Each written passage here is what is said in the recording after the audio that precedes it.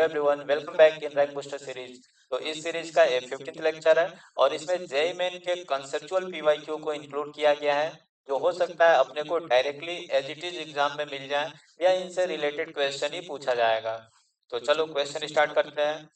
इस क्वेश्चन में बोल रहा है, if 3 moles of an ideal gas at 300 Kelvin expand isothermally from 30 decimeter cube to 45 decimeter cube against a constant opposing pressure of 80 kilopascal, then the amount of heat transferred is। तो यहाँ पे देखो, सबसे पहले देखो कीवर्ड इसमें identify करो, process कैसा है। तो देखो कांस्टेंट अपोजिंग प्रेशर है, प्रेशर कांस्टेंट होगा तो हमने क्या बताया था, इरिवर्सिबल प्रोसेस है। समझ गए, इरिवर्सिबल प्रोसेस है और इरिवर्सिबल प्रोसेस है मीन्स इसमें प्रेशर कांस्टेंट होगा और प्रेशर का वैल्यू दिया है 80 किलो पास्कल। उसके बाद देखो एक कांस्टेंट टेम्परेचर पे ये प्रोसेस हो रहा है, मतलब आइसोथर्मल प्रोसेस है, टेम्परेचर है 300 केल्विन और इसको initial volume 30 decimetre cube two 40 decimetre cube तक एक्सपेंड कर रहा है। समझ गए, जो गैस है उसका एक्सपेंशन हो रहा है। इनिशियल वॉल्यूम है 300 डेसीमीटर क्यूब और इसका एक्सपेंशन हो गया है तो फाइनल वॉल्यूम हो गया है यहाँ पे 45 डेसीमीटर क्यूब। और उसके बाद देखो जो गैस है उसका 3 मोल लिया है।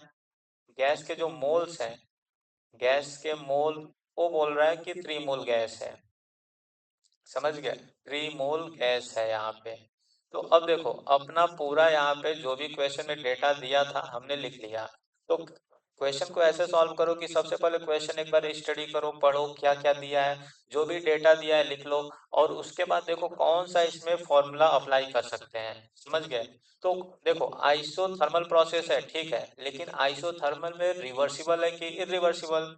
तो इरिवर्सिबल प्रोसेस के लिए तो हम लोग फॉर्मूला नहीं लगा सकते ना, जो ये फॉर्मूला होता है आइसोथर्मल में W equal to minus NRT ln V2/V1। ये वाला फॉर्मूला कब लगाते हैं, रिवर्सिबल प्रोसेस के लिए। अगर आइसोथर्मल प्रोसेस हो और रिवर्सिबल तरीके से जाए तब इस फॉर्मूले को अप्लाई करेंगे। अगर इरिवर्सिबल तरीके से कोई प्रोसेस करा रहा है, भले ही आइसोथर्मल प्रोसेस हो, तो वर्क निकालने के लिए फॉर्मूला लगाना पड़ेगा minus P external into change in volume. इस फॉर्मूले को लगाएंगे, समझे। और इस फॉर्मूले को लगा के हम लोग पहले वर्क कैलकुलेट करेंगे और फिर हीट की बात कर रहा है, हीट बताओ। तो वर्क कैलकुलेट करने के बाद फर्स्ट लॉ ऑफ थर्मोडायनेमिक्स से लिख लेंगे, change in internal energy is equal to Q plus W। तो यहाँ पे देखो आइसोथर्मल प्रोसेस है तो delta U change in internal energy, ये जो इंटरनल एनर्जी U होता है it is only function of temperature. समझ गए, मतलब एक केवल टेम्परेचर का फंक्शन है, फंक्शन ऑफ टेम्परेचर ओनली। तो अगर इंटरनल एनर्जी टेम्परेचर का फंक्शन है और टेम्परेचर ही फिक्स है तो इंटरनल एनर्जी में कोई चेंज नहीं आएगा। समझ गए, क्योंकि टेम्परेचर में चेंज नहीं आ रहा है तो इंटरनल एनर्जी में कोई चेंज नहीं आएगा, जीरो आएगा। इसका फॉर्मूला भी लिख के देख सकते हो, डेल्टा यू क्या होता है, NCV डेल्टा टी। तो जब टेम्परेचर कांस्टेंट है तो डेल्टा टी क्या हो जाएगा, जीरो।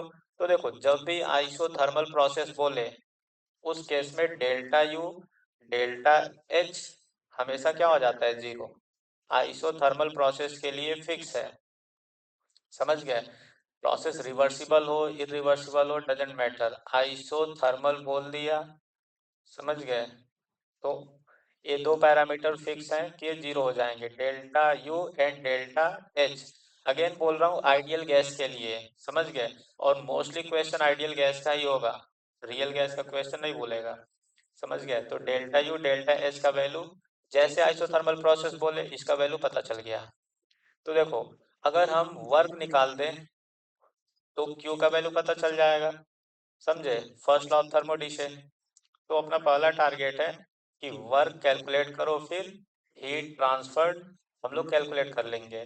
तो देखो वर्क कैसे निकाल सकते हैं, यहाँ पे देखो क्वेश्चन में दिया है कि जो एक्सटर्नल प्रेशर है, ये जो P एक्सटर्नल है उसका वैल्यू है 80 किलो पास्कल। तो 80 और किलो को लिख सकते हैं 10⁻3। देखो पास्कल का मतलब होता है न्यूटन पर मीटर स्क्वायर, तो 80 किलो पास्कल लिख दिए। और चेंज इन वॉल्यूम, यहाँ पे देखो वॉल्यूम लिखा है, इनिशियल वॉल्यूम है 30 डेसीमीटर क्यूब। तो डेसीमीटर को चाहो तो क्या लिख सकते हो 30, एक डेसीमीटर में देखो कन्वर्जन अगर समझना है तो 1 डेसीमीटर को लिख सकते हैं, डेसीमीटर क्यूब को लिख सकते हैं 10⁻³ मीटर क्यूब, या ऐसे बोल सकते हो 1 decimetre is equal to 10⁻⁻1 metre. तो जब क्यूब लगाएंगे तो इधर भी क्यूब हो जाएगा। और 1 डेसीमीटर क्यूब को 1 लीटर भी बोलते हैं, समझ गए, 1 डेसीमीटर क्यूब 1 लीटर के बराबर भी होता है। तो इस बात को नोट करके याद रखना कि 1 डेसीमीटर क्यूब 1 लीटर लिख सकते हैं उसको, या फिर 10⁻³ मीटर क्यूब लिख सकते हैं। अच्छा देखो यहाँ पे अपने को जूल में कैलकुलेट करना है, तो क्या करो, जूल में कैलकुलेट करना है तो एसआई वैल्यू रखो, मतलब 1 डेसीमीटर क्यूब को एसआई यूनिट में लिखेंगे 10⁻³ मीटर क्यूब। तो देखो चेंज इन वॉल्यूम कितना आ जाएगा, फाइनल वॉल्यूम 45 है और इनिशियल 30 है, तो सब्ट्रैक्ट करेंगे यहाँ पे, तो 45 - 30 हो जाएगा 15। और डेसीमीटर क्यूब को क्या लिख सकते हैं, डेसीमीटर क्यूब को लिख सकते हैं 10⁻³ मीटर क्यूब। समझ गए, ये देखो 15 डेसीमीटर क्यूब आ रहा था, उसको लिख सकते हैं 10⁻³ मीटर क्यूब। अब इसको सॉल्व करेंगे तो इसका वैल्यू कितना आ जाएगा, ये 80 हो जाएगा इंटू 15, और ये हो जाएगा न्यूटन मीटर। तो न्यूटन मीटर तो जूल होता है, और इसका वैल्यू लिखेंगे तो आ जाएगा 1, यहाँ पे हो जाएगा 1200 न्यूटन मीटर मीन्स जूल। तो यहाँ से वर्क का वैल्यू आया, देखो साइन हमने यहाँ पे छोड़ दिया माइनस, तो यहाँ पे साइन लगाना पड़ेगा, -p into change in volume, -p into change in volume. तो निगेटिव वर्क आ रहा है, समझे, वर्क निगेटिव आ रहा है मीन्स सिस्टम ने वर्क किया है, एक्सपेंशन हुआ है, समझ गए। अब फ्रॉम फर्स्ट लॉ ऑफ थर्मोडी, अब अपने को हीट निकालना है, आइसोथर्मल प्रोसेस है, तो जब कभी हीट वर्क और इंटरनल एनर्जी आपस में रिलेट करना हो इनको, तो first law of thermodynamics apply करो हमेशा। तो फर्स्ट लॉ ऑफ थर्मोडी से क्या लिख सकते हैं, delta U is equal to Q plus W, और डेल्टा यू तो जीरो है, तो यहाँ से क्यू का वैल्यू कैलकुलेट कर सकते हैं, वर्क का वैल्यू है -1200 जूल, तो यहाँ से क्यू आ जाएगा +1200 जूल। तो देखो आइसोथर्मल प्रोसेस है, तो अगर कोई सिस्टम होगा, यहाँ पे मान लो ये अपना सिस्टम है, तो जितना इधर से हीट दे रहे हो उतना ये क्या करेगा, वर्क के फॉर्म में लॉस कर देगा, क्योंकि इसका टेम्परेचर है कांस्टेंट, टेम्परेचर चेंज नहीं होगा, इंटरनल एनर्जी चेंज नहीं होगा। तो अगर इसको इनपुट दे रहे हो, इधर से हीट दे रहे हो, तो ये एक्सपेंशन होगा यहाँ पे, और वर्क के फॉर्म में क्या कर देगा, उस जो एनर्जी को दिए हो उतना एग्जैक्टली एनर्जी लॉस कर देगा। चलो नेक्स्ट क्वेश्चन की ओर चलते हैं। इस क्वेश्चन में देखो यहाँ पे ग्राफ दिया है, यहाँ पे देखो जो ग्राफ दिया है वॉल्यूम वर्सेस प्रेशर का ग्राफ दिया है। तो सबसे पहले देखो यहाँ पे साइक्लिक प्रोसेस है, और अगर साइक्लिक प्रोसेस में अपने को वर्क कैलकुलेट करना हो तो पीवी ग्राफ दिया रहे तो वर्क कैसे कैलकुलेट करोगे, एरिया, जो ग्राफ का एरिया होगा, area of graph, under the graph नहीं, ये मान लो जैसे कोई ग्राफ है, यहाँ पे पीवी ग्राफ है ऐसे, तो जो ग्राफ का एरिया आ रहा है मीन्स यहाँ पे जो हमने रेक्टेंगल बनाया, इसका जो एरिया आएगा ये अपने को वर्क बताएगा, समझे। साइक्लिक प्रोसेस में एरिया जो होगा इनक्लोज्ड एरिया, उसका जो वैल्यू आएगा, मैग्नीट्यूड आएगा, वो बताएगा अपने को वर्क। देखो अगर ये, अगर यहाँ पे वीपी ग्राफ होता, वीपी ग्राफ, तो भी यहाँ पे जो इनक्लोज्ड एरिया आएगा ना, वो वर्क को बताएगा, समझे। साइन क्या लेना है, तो देखो अगर पीवी ग्राफ में क्लॉकवाइज घड़ी के डायरेक्शन में अगर यहाँ पे दिया रहे प्रोसेस, अगर क्लॉकवाइज हो रहा है तो वर्क होगा निगेटिव, निगेटिव वर्क होता है, समझ गए। और अगर एंटी क्लॉकवाइज एंटी क्लॉकवाइज यहाँ पे दिया रहेगा डायरेक्शन, तो वर्क होगा पॉजिटिव। और इस वाले में जस्ट अपोजिट, क्या करोगे, जस्ट अपोजिट। अगर वर्क का मैग्नीट्यूड जो आएगा उसका साइन बताना पड़ेगा, तो जस्ट अपोजिट कर दोगे, समझ गए। तो पीवी ग्राफ में ये देखो, केमिस्ट्री में ऐसा है, केमिस्ट्री में ऐसा करते हैं, फिजिक्स में इसका अपोजिट लेते हैं साइन कन्वेंशन। तो केमिस्ट्री में क्या करोगे, अगर पीवी ग्राफ दिया है, क्लॉकवाइज यहाँ पे एरो लगाए हैं क्लॉकवाइज, तो मैग्नीट्यूड तो निकाल लेंगे एरिया से, और साइन का वैल्यू क्या रखेंगे, साइन क्या रखेंगे, माइनस, क्लॉकवाइज के लिए। एंटी क्लॉकवाइज के लिए, एंटी क्लॉकवाइज अगर है प्रोसेस, प्रोसेस में एंटी क्लॉकवाइज डायरेक्शन दिखेगा, तो मैग्नीट्यूड तो एरिया से निकालेंगे और साइन रख देंगे पॉजिटिव, समझे।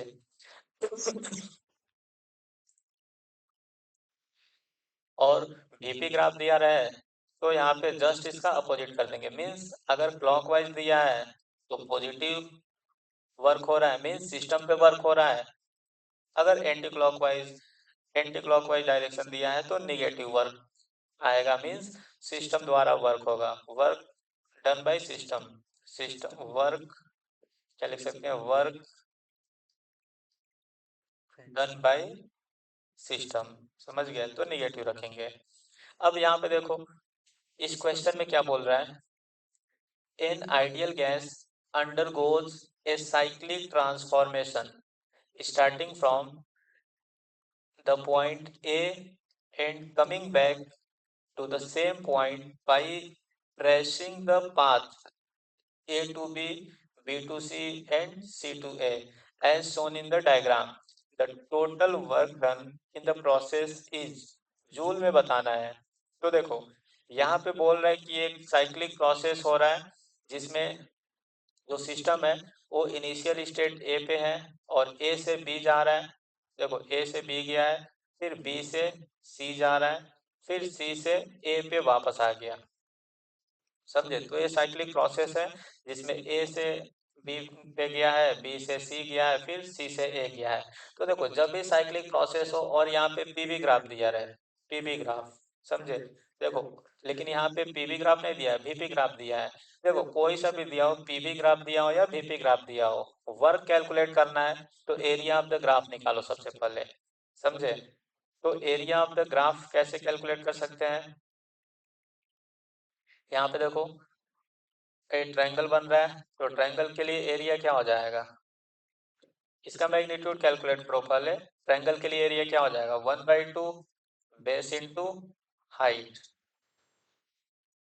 बेस इंटू हाइट कर लो, तो यहाँ से एरिया आ जाएगा 1/2। अच्छा बेस देखो कितना है, यहाँ पे 10 किलो पास्कल से फाइनल प्रेशर कितना है, यहाँ पे देखो 10 किलो पास्कल है और फाइनल 30 किलो पास्कल है, तो यहाँ से बेस कितना हो जाएगा 20 किलो पास्कल, मीन्स 10⁻³ और ये पास्कल है तो न्यूटन पर मीटर स्क्वायर।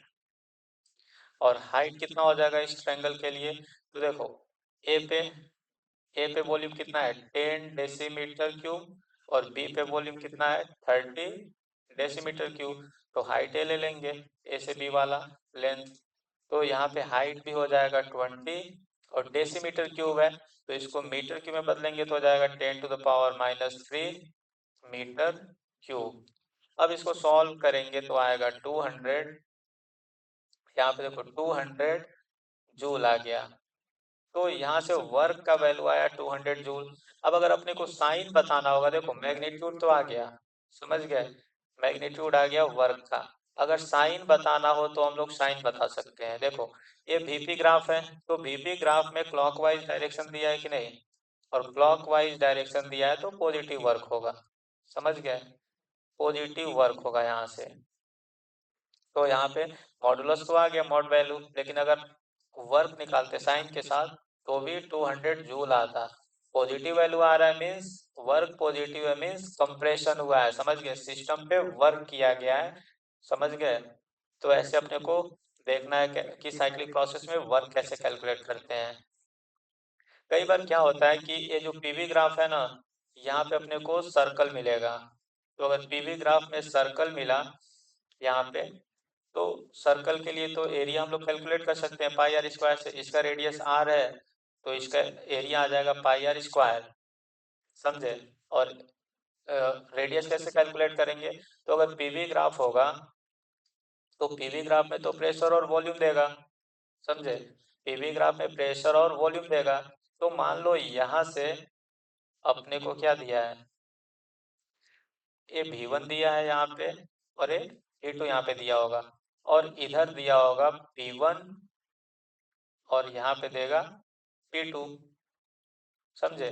तो एरिया कैसे निकालोगे, सर्कल का एरिया जो आएगा, एरिया ही तो मैग्नीट्यूड ऑफ वर्क आएगा, और एरिया कैलकुलेट करने के लिए पाई आर स्क्वायर करना पड़ेगा। तो देखो आर कैसे निकालेंगे, एक आर अगर देखेंगे एक आर, तो ये V2 माइनस V1/2 रखेंगे, समझ गए, V2 माइनस V1/2।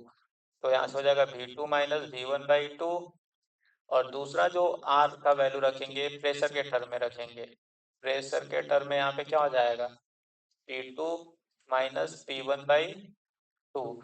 तो यहाँ से आ जाएगा P2 माइनस P1/2। तो देखो यहाँ पे ऐसे देगा, अगर इलिप्टिकल बना के दे दे, मतलब पीवी ग्राफ में इलिप्स बना के दे दे, समझ गए। पीवी ग्राफ में अगर इलिप्स बना के दे देगा, तब भी अपने को करना क्या है, सेम एज इट इज ऐसे करना है। देखो यहाँ पे अपने को वॉल्यूम देगा V1, यहाँ पे देगा V2, और यहाँ पे प्रेशर देगा P1, और इसके करेस्पॉन्डिंग प्रेशर देगा P2। तो इलिप्स होगा तो भी उसका एरिया जो होगा ऐसे निकालोगे, समझे। मान लो एलिप्स में अगर साइड लेंथ ए हो गया और इसको अगर बी बोलते हैं, समझ गए, तो एरिया क्या आता है, पाई इंटू ए बी, समझ गए। और सर्कल में क्या होता है, ए और बी बराबर होता है, ए बराबर बी बराबर रेडियस ले लेते हैं, तो एरिया आ जाता है पाई ए बराबर बी है, और रेडियस के बराबर है तो R into R, R square हो जाता है, समझे। तो सर्कल दिया हो यहाँ पे, या फिर ये देखो सर्कल दिया हो या फिर इलिप्स दिया हो, एरिया कैलकुलेट ऐसे कर लोगे प्रेशर और वॉल्यूम के टर्म में, समझे। और साइन बता सकते हो, क्लॉकवाइज है पीवी ग्राफ में तो वर्क जो आएगा निगेटिव, और एंटी क्लॉकवाइज अगर डायरेक्शन दिया है तो पॉजिटिव आएगा। चलो नेक्स्ट क्वेश्चन की ओर चलते हैं। क्वेश्चन में बोल रहा है, if 5 moles of an ideal gas expands from 10 litre to a volume of 100 litre at 300 Kelvin under isothermal and reversible condition, then work W is minus x joule, then the value of x is, यहाँ पे देखो keyword क्या है, isothermal and reversible process है, तो isothermal process होगा, और work पूछा है तो वर्क के लिए अपने को फॉर्मूला पता होना चाहिए, आइसोथर्मल में लगा सकते हैं minus nRT ln V2 by V1, समझे क्या। आइसोथर्मल प्रोसेस में इस फॉर्मूले को अप्लाई कर सकते हैं। और यहाँ पे देखो अगर ln को log में बदलना है तो -2.303 से मल्टीप्लाई कर देते हैं, यहाँ हो जाएगा nRT log V2 by V1। देखो ये इंटीजर टाइप का क्वेश्चन है, यहाँ पे न्यूमेरिकल वैल्यू बताना है, तो इसमें बहुत सतर्क रहना पड़ता है। यहाँ पे कहीं पर भी जब तक अप्रोक्सीमेट वैल्यू दिया ना रहे, यहाँ पे क्वेश्चन में जो डेटा गिवन है वही यूज करो, समझे। अगर एमसीक्यू होता तो आर के जगह पे अप्रोक्स वैल्यू रख लेते हैं 25/3, और चार ऑप्शन में से मैच करा लेते हैं, कौन सा मैच करेगा, अप्रोक्स वैल्यू आएगा तो। लेकिन यहाँ पे इंटीजर टाइप में कोई भी अप्रोक्सीमेशन नहीं लगाएंगे, जो भी वैल्यू दिया रहेगा क्वेश्चन में एग्जैक्ट वही पुट करना है। तो देखो यहाँ पे हो, यहाँ पे वैल्यू पुट करो 2.303, एन का वैल्यू यहाँ पे 5 मोल दिया है, और आर का वैल्यू जो क्वेश्चन में दिया उसको रखेंगे 8.314, और यहाँ से टेम्परेचर देखो कितना बोला है, 300 केल्विन पे सब प्रोसेस हो रहा है, तो यहाँ पे 300 केल्विन रख लिए, और ये हो जाएगा log V2। तो फाइनल वॉल्यूम देखो 100 ml 100 लीटर है, और इनिशियल 10 लीटर है, तो क्या लिखेंगे यहाँ पे, फाइनल वॉल्यूम 100 इनिशियल 10। अब देखो इसको सॉल्व करेंगे तो इसको फाइनली मल्टीप्लाई करके देखोगे, सॉल्व करोगे, यहाँ से log 10 आएगा, log 10 का वैल्यू 1 हो जाएगा, और इसको मल्टीप्लाई करने के बाद इसका वैल्यू आएगा -28720.7 जूल के आसपास आएगा। समझे। तो ऐसे क्वेश्चन को सॉल्व करना है। लेकिन देखो यहाँ पे जब भी इंटीजर टाइप का क्वेश्चन हो, यहाँ पे एग्जैक्ट जो वैल्यू यहाँ दिया है वही रखना है, फिर बोल रहा हूँ, नहीं तो यहाँ पे आंसर गलत आ जाएगा। और कैलकुलेट करना पूरा सही से कैलकुलेशन करना पड़ेगा, इसमें कोई अप्रोक्सीमेशन नहीं लगाना है। चलो नेक्स्ट क्वेश्चन की ओर चलते हैं। इस क्वेश्चन में बोल रहा है choose the correct option for free expansion of an ideal gas under adiabatic condition from the following. अच्छा, यहाँ पे देखो फ्री एक्सपेंशन हो रहा है, तो जब भी फ्री एक्सपेंशन बोले या एक्सपेंशन अगेंस्ट वैक्यूम बोले तो उस केस में पी एक्सटर्नल क्या लेना है, हमेशा जीरो। समझ गए।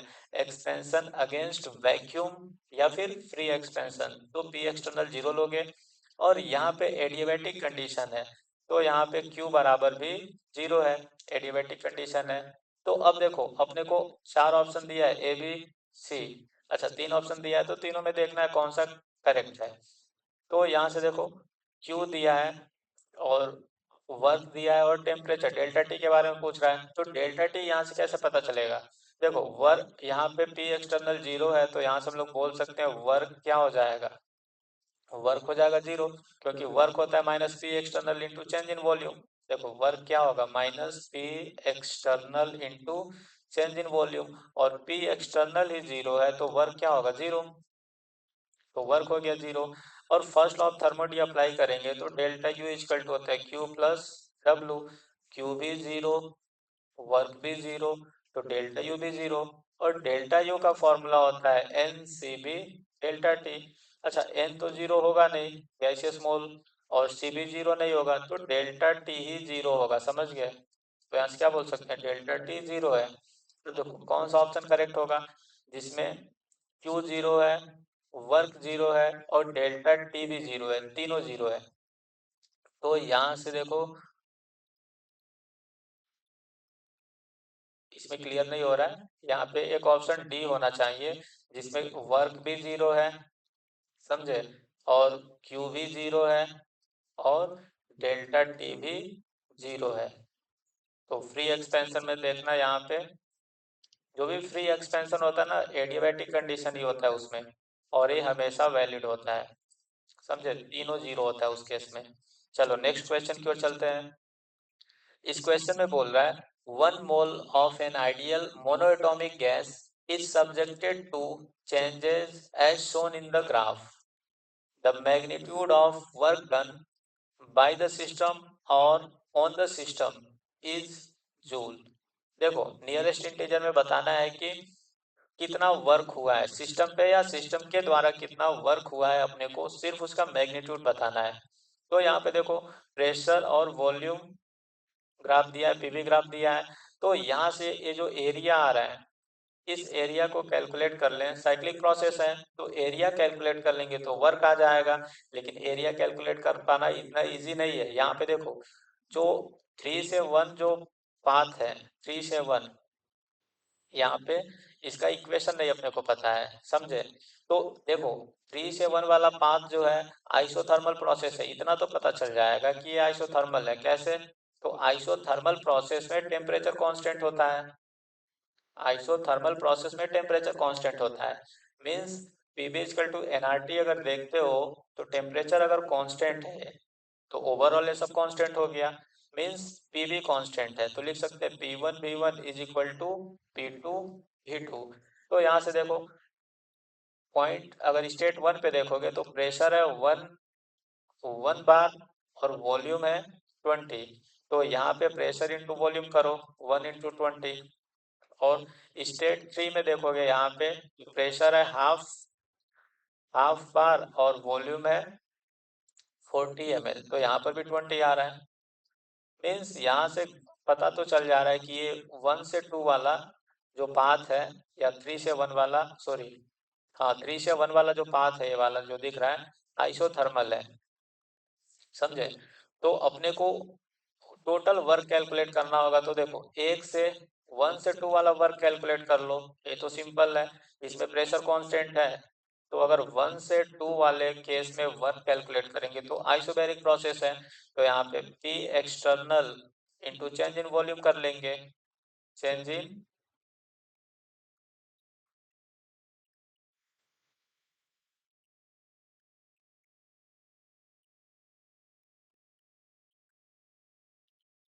P external into change in volume लिख लेंगे। और यहाँ से देखो P एक्सटर्नल दिया है, यहाँ पे 1 बार दिया है, मीन्स 1 × 10⁵ और चेंज इन वॉल्यूम कितना आ रहा है, तो देखो 2 पे वॉल्यूम कितना है 40 लीटर और स्टेट 1 पे वॉल्यूम है 20 लीटर। तो यहाँ पे लीटर में वॉल्यूम दिया है, उसको यहाँ पे देखो ये जो हमने प्रेशर लिया वो न्यूटन पर मीटर स्क्वायर में ले लिया है, न्यूटन पर मीटर स्क्वायर, क्योंकि यहाँ पे 1 बार प्रेशर था, 1 बार, तो उसको 1 × 10⁵ न्यूटन पर मीटर स्क्वायर लिख लिया। तो यहाँ पे वॉल्यूम जो होगा उसको मीटर स्क्वायर में लो, और यहाँ पे देखो चेंज इन वॉल्यूम क्या आएगा 40 - 20, मतलब 20 लीटर आएगा, समझ गए। तो 20 लीटर, अब लीटर को मीटर स्क्वायर में कैसे लिखोगे, तो देखो 20 और लीटर की जगह पे लिख देते हैं 10⁻³ मीटर क्यूब, समझ गए। इसका मतलब 1 लीटर बराबर लिख सकते हैं 10⁻³ मीटर क्यूब। तो ये कन्वर्जन याद रखना, 1 लीटर बराबर 10⁻³ मीटर क्यूब होता है। तो ये जो 20 लीटर है, लीटर की जगह पे क्या लिख देंगे 10⁻³ मीटर क्यूब। अब इसको सॉल्व करेंगे तो अपना आंसर आ जाएगा, यहाँ पे देखो ये आ जाएगा 2000 जूल। तो स्टेट 1 से 2 में जाने पे जो वर्क हुआ है उसका वैल्यू आया -2000 जूल। अब देखो स्टेट 2 से स्टेट 3 में कोई वर्क हो रहा है क्या, देखो 2 से 3 में जाएंगे तो यहाँ पे वॉल्यूम कांस्टेंट है, ये आइसोकोरिक प्रोसेस है, आइसोकोरिक। तो इस केस में तो वर्क हो जाएगा 2 से 3 वाला 0, इस केस में तो कोई वर्क होगा ही नहीं। अब 3 से 1 में वर्क निकालो, तो देखो अगर 2 से 3 की बात करोगे तो ये तो वर्क हो गया 0। अब 3 से 1 में अगर वर्क निकालेंगे तो आइसोथर्मल प्रोसेस है, उसके लिए लिख सकते हैं -nRT ln V2/V1। और आइसोथर्मल प्रोसेस है तो nRT की जगह पे क्या लिख सकते हैं -PV, क्योंकि प्रेशर और वॉल्यूम दिया है, समझ गए। मोल तो दिया नहीं है, इसीलिए nRT की जगह पे पीवी लिख दिया। और कोई भी स्टेट ले सकते हो, किसी भी स्टेट पे P1 V1 पे ले सकते हो, या P3 V3, मतलब तीसरे या पहले स्टेट पे कोई भी प्रेशर और वॉल्यूम का मल्टीप्लाई करोगे तो वैल्यू बराबर ही आएगा। -P1 V1 ln V2/V1 कर दो। तो यहाँ पे देखो स्टेट 1 पे देखेंगे प्रेशर है, देखो 1 बार है और वॉल्यूम है 20 लीटर। तो प्रेशर रखेंगे 1 बार मीन्स 10⁵ न्यूटन पर मीटर स्क्वायर, और वॉल्यूम है 20 लीटर, तो 10⁻³ लिख दो, मीटर क्यूब हो गया, into ln V2। Final volume कितना है, देखो 3 से 1 पे जा रहे हैं तो फाइनल वॉल्यूम क्या हो जाएगा 20, ये होगा फाइनल वॉल्यूम, और इनिशियल वॉल्यूम कितना होगा 40 लीटर, क्योंकि 3 से 1 पे जा रहे हैं ना, तो 1 अपना फाइनल स्टेट है, तो वहाँ पे वॉल्यूम है 20 लीटर, तो यहाँ पे फाइनल वॉल्यूम हो जाएगा 20 litre divided by initial volume 40 litre. इसको सॉल्व करेंगे तो इसका वैल्यू देखो आएगा लगभग, यहाँ पे आ जाएगा -2000 ln 1/2, या फिर इसको लिख सकते हैं 2000 ln 2। अब देखो ln 2 का वैल्यू यहाँ पे कैसे कैलकुलेट करना है, तो देखो ln 10 का वैल्यू दिया है 2.3, ln 10 यहाँ पे लिखा है, इसका मतलब समझ आ रहा है, अगर यहाँ पे ln 10 लिखा है तो ln 10 को log में कन्वर्ट करोगे तो 2.303 नहीं लिखना है, 2.3 log 10 लिखना है, log 10 बेस 10 है मीन्स 1 हो गया, तो 2.3। इसका मतलब ln को log में कन्वर्ट करना है तो 2.3 रखना पड़ेगा यहाँ, 2.3। और यहाँ पे log, देखो log 2 का वैल्यू दिया है 0.3, तो देखो ln को log में कन्वर्ट करो, तो यहाँ पे क्या लिखेंगे 2000 इंटू 2.3, और यहाँ पे लिखेंगे log 2, और log 2 का वैल्यू दिया 0.3, तो वैल्यू रखो यहाँ से 2000 इंटू 2.3, और log 2 का वैल्यू 0.3 हो गया। अब इसको मल्टीप्लाई करेंगे तो इसका वैल्यू आएगा अप्रोक्स आ जाएगा, अप्रोक्स क्या एग्जैक्ट आएगा 1380। देखो अगर टोटल वर्क अपने को पूछा है तो W टोटल क्या हो जाएगा, स्टेट 1 से 2 में कितना वर्क हुआ प्लस स्टेट 2 से 3 में कितना वर्क हुआ प्लस स्टेट 3 से 1 जाने में कितना वर्क हुआ। तो 1 से 2 वाला वर्क तो देखो यहाँ पे हम लोग कैलकुलेट किए हैं -2000 जूल था, और 2 से 3 में वर्क 0 था, और यहाँ पे 3 से 1 वाले में वर्क आ गया 1380 जूल। अब इसको ऐड करेंगे तो इसका वैल्यू आएगा -620 जूल। और अपने को देखो मैग्नीट्यूड बताना था, क्वेश्चन में क्या बोला था, मैग्नीट्यूड बताओ। तो मैग्नीट्यूड इसका कितना आ जाएगा, वर्क का मैग्नीट्यूड जो आएगा, टोटल वर्क का मैग्नीट्यूड 620 जूल आएगा। तो इस क्वेश्चन का आंसर बन गया 620 जूल। और इस ग्राफ का जो एरिया आएगा वो कितना आएगा, 620 के बराबर, मीन्स अपना आंसर हो जाएगा 620 जूल। चलो नेक्स्ट क्वेश्चन की ओर चलते हैं। इस क्वेश्चन में बोल रहा है 1 mole of ideal gas is allowed to expand reversibly and adiabatically from a temperature of 20 degree Celsius. The work done is 3 kilojoule per mole. The final temperature of gas is, अच्छा gas का final temperature पूछ रहा है kelvin में, समझे। तो यहाँ पे देखो, अगर कोई 1 मोल आइडियल गैस है और उसको अलाउ कर रहा है रिवर्सिबली और एडियाबेटिकली एक्सपेंशन के लिए, तो देखो जब भी एक्सपेंशन होता है कूलिंग होगा, तो जो फाइनल टेम्परेचर होगा वो कम ही आएगा, समझे। लेकिन यहाँ पे देखो वर्क का वैल्यू दे दिया है कि जो वर्क किया है एक्सपेंशन में गैस ने वो 3 किलो जूल किया है। तो वर्क किसने किया है, गैस ने किया है, सिस्टम ने किया है। तो गैस का एनर्जी लॉस हुआ है, सिस्टम का एनर्जी लॉस हुआ है, तो यहाँ पे वर्क हो गया -3 किलो जूल पर मोल। और देखो यहाँ पे जो टी इनिशियल था, इनिशियल टेम्परेचर वो 27 डिग्री सेल्सियस दिया है। और थर्मोडी में कभी भी टेम्परेचर को डिग्री सेल्सियस में मत यूज करना, हमेशा केल्विन में कन्वर्ट करते हैं। तो इसका वैल्यू आ जाएगा 300 केल्विन। और फाइनल टेम्परेचर पूछ रहा है, समझे। फाइनल टेम्परेचर क्या होगा, सीवी का वैल्यू दिया है यहाँ पे। और देखो एडियाबैटिक प्रोसेस है और साथ ही साथ रिवर्सिबल प्रोसेस है। तो रिवर्सिबल प्रोसेस और एडियाबैटिक प्रोसेस होने से हम लोग क्या बोल सकते हैं, Q इक्वल टू 0 है, ये तो पता चल गया। और रिवर्सिबल है तो देखो वर्क को हम लोग रिलेट कर सकते हैं फर्स्ट लॉ ऑफ थर्मोडी से। फर्स्ट लॉ ऑफ थर्मोडी से लिख सकते हैं delta U is equal to Q plus W. और Q का वैल्यू हो जाता है 0, एडियाबैटिक प्रोसेस में तो हमेशा Q हो जाएगा 0। तो यहाँ से डेल्टा यू को लिख सकते हैं वर्क के बराबर। अब देखो डेल्टा यू क्या होता है, डेल्टा यू तो होता है n C V delta T ideal gas के लिए। और यहाँ पे वर्क को लिख सकते हैं, देखो वर्क का वैल्यू दे दिया है, वर्क दे दिया है -3 किलो जूल। तो यहाँ पे रख दो -3 किलो जूल को जूल में कन्वर्ट कर दो, यहाँ पे हो गया इतना जूल आ गया वर्क अपना। अब यहाँ से देखो मोल कितना है, 1 मोल गैस है, 1 मोल गैस है, तो n का वैल्यू 1 रखेंगे। Cv का वैल्यू दे रखा है 20 जूल पर मोल पर केल्विन, तो Cv का वैल्यू रख दो 20। और delta T means T final minus T initial, और टी इनिशियल है 300 केल्विन। तो यहाँ से इसको सॉल्व करके हम लोग टी फाइनल कैलकुलेट कर सकते हैं। और देखो यहाँ से सॉल्व करोगे तो टी फाइनल आएगा 150 केल्विन, समझे। तो फाइनल टेम्परेचर कितना आ गया 150 केल्विन। तो यहाँ से फाइनल टेम्परेचर आ गया 150 केल्विन। अच्छा देखो जब भी एक्सपेंशन होगा, समझ गए, एक्सपेंशन से कूलिंग होता है और कंप्रेशन से हीटिंग।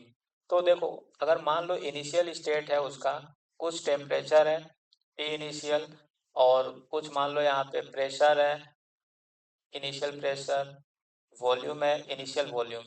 अगर कंप्रेशन करेगा, समझ गए, कंप्रेशन